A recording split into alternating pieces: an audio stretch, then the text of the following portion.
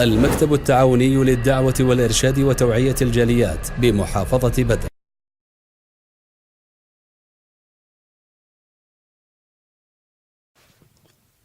আসসালামু আলাইকুম রহমতুল্লাহি ওবারাকাতু। আলহামদুলিল্লাহ সালাতু ওয়াসসালাম আলা রাসূলিল্লাহ ওবাদ। সুপ্রিয় দর্শক ও শ্রোতা, আমাদের দেশে একটি অতি পরিচিত অতি প্রসিদ্ধ শব্দ রয়েছে, যেটি শুনলে একজন সত্যিকার অর্থে মুসলিম বিবেকবান রুচিশীল অবশ্যই ঘৃণা করবে এবং তার গা শিউরে উঠবে। সেটি হলো যৌতুক। যৌতুক শব্দটি আমরা মনে করি পুরুষরা শ্বশুরালয় থেকে যা প্রাপ্য যা পায় এটিকে আমরা যৌতুক বলে বুঝি। অথচ যৌতুক যদি আরবি শব্দের দিকে যাই, এর অর্থ হইল আসিদাক বা মোহর তথা মহারানা। এই মহারানা আল্লাহ রাব্বুল আলামিন একজন মেয়ের জন্য নির্ধারণ করেছেন। একজন মেয়ে যখন তার সর্বাঙ্গ সর্বত্র একজন পুরুষের জন্য বিলীন করে দিবে, তখন তার সম্মানার্থে এটি নির্ধারণ করেছেন আল্লাহ রাব্বুল আলামিন। আল্লাহ রাব্বুল আলামিন ইরশাদ করেন, আর রিজালু কাওয়ামুনা আলা নিসা বিমা ফাদ্দালাল্লাহু বা'দাহুম আলা বা'দ ওয়া বিমা আনফাকু মিন আমওয়ালিহিম।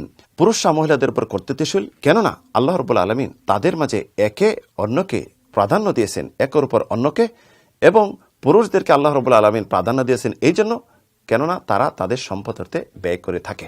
মহান রাব্বুল আলামিন সূরাতুন নিসায় অন্যত্রে যে সমস্ত মহিলাদেরকে বিবাহ করা হারাম হারাম আলোচনা করার পরবর্তীতে ইরশাদ করেন, ওয়া উহিল্লা লাকুম মা ওয়ারা যালিকুম আন তাবতাগু বিআমওয়ালিকুম।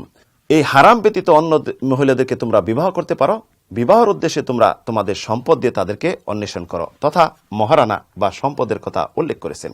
আমরা এখন পুরুষরা বিবাহের উদ্দেশ্যে যে দাবি পেশ করে থাকি যৌতুক হিসাবে, এই দিতে হবে এই বা বিভিন্ন অঙ্ক বা বিভিন্ন সম্পদ দাবি করে থাকি, এটি সম্পূর্ণ হারাম, শরীয়ত বিরোধী, আল্লাহ এবং রাসূলের বিরুদ্ধে কথা বলা বা বিরুদ্ধে চাওয়া। আল্লাহ রাব্বুল আলামিন এই সমস্ত হারাম যে খাবে তার দোয়া কবুল করবেন না এবং সে লানতপ্রাপ্ত, তার বরকতকে আল্লাহ ছিনিয়ে নেন, তার ইবাদত কবুল হবে না, পরকালে তার রয়েছে জাহান্নাম এবং কবরে তার শাস্তির কারণ এবং দুনিয়ার শেষ পরিণাম তারই অশুভ। রাসূল সাল্লাল্লাহু আলাইহি সাল্লাম ইরশাদ করেছেন, আব্দুল্লাহ ইবনে আব্বাসের হাদিস, লা ইকবালুল্লাহু সালাতা ইমরিন ওয়া ফি জাওফি হারাম হাত্তা ইয়াতুবা ইলাল্লাহ। যে ব্যক্তি হারাম খেলো তার ইবাদত নামাজ কবুল হবে না যে পর্যন্ত তওবা না করবে। রাসূল সাল্লাল্লাহু আলাইহি সাল্লাম কাব ইবনে উজরাকে বলেন, ইয়া কাব লা ইয়াদখুলুল জান্নাতা লাহমুন ওয়া দামুন নাবাতা আলা সুহতিন। হে কাব, জেনে রাখো, যদি কোনো রক্ত মাংস হারাম দিয়ে গঠন করা হয়, গঠিত হয়, এটি কখনো জান্নাতে যাবে না। আবু বকর সিদ্দিক বর্ণনা করেন, রাসূলুল্লাহ ইরশাদ করেছেন, লা ইয়াদখুলুল জান্নাতা জাসাদুন গুদিয়া বি হারাম।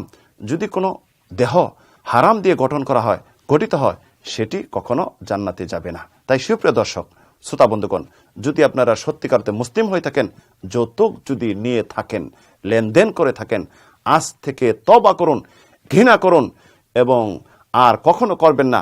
মনকে শক্ত করুন এবং যা নিয়ত ছিলেন এই সমস্ত জিনিস আল্লাহর হস্তে শ্বশুরালয়ে ফেরত দেন। ফেরত দেওয়ার উদ্দেশ্য যেন এটা না হয় শ্বশুরালয়ে বাহাবা জানাবে, এটা এমন যেন হয় অবশ্যই ফেরত দেবেন আল্লাহ রাব্বুল আলামিনের সন্তুষ্টির জন্য। ফেরত দেওয়ার পরে সত্যিকারতে তওবা করে আল্লাহর কাছে ক্ষমা প্রার্থনা করুন, ক্ষমা প্রার্থী হন, তাহলে যদি আপনার ইবাদত কবুল হয়ে থাকে এবং দুনিয়া আখিরাত উভয় মঙ্গল হয়ে থাকে।